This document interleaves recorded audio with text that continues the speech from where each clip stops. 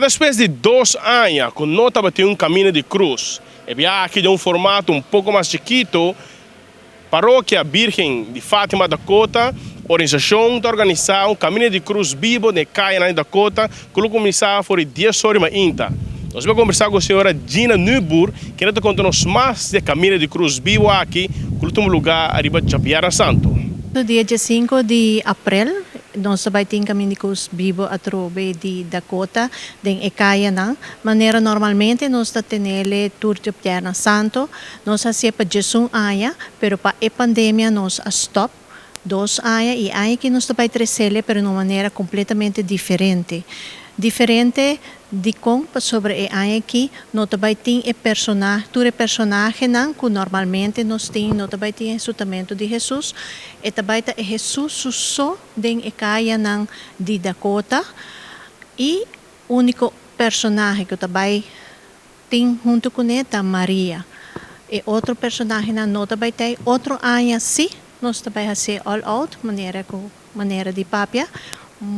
Cultura personagem, ressuscitamento de Jesus, crucificação normal. Também tem crucificação aqui, pero de maneira diferente. Precisamos invitar todo o povo de Aruba, Dakota e Aruba para vir presenciar a aqui numa versão full diferente. Você por 13, você unam, você não também tem ressuscitamento, sangue, etc.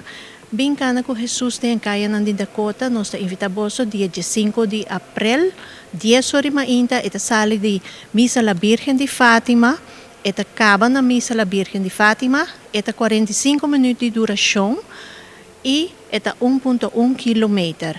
Mane Gina bisa acaba é também ano diferente, com Jesus também cana de caia na Dakota, pero para trazer mensagem eigenlijk para full nos país que ele namora de pandemia não só isolar, então se ilustrar que nos quer mostrar que Cristo está sempre. E o personagem de Maria também ilustrar a mama que nunca não falha um caminho, então se bota será ou bota enfermo, então essa mensagem que nos quer trazer aqui que Cristo tem e para o povo de Aruba bem cana conosco e bem ajuda Jesus of de oração segura. Você personagem de Jesus não está nada fácil para você ir no sapato de Jesus, porque Jesus agora batia hasta crucificar. Você agora semana para mim com esse semana de Rama com a 30 Jerusalém depois na crucifique. Então essa é parte da história, pero nos quer a mensagem treze bem cana com Cristo.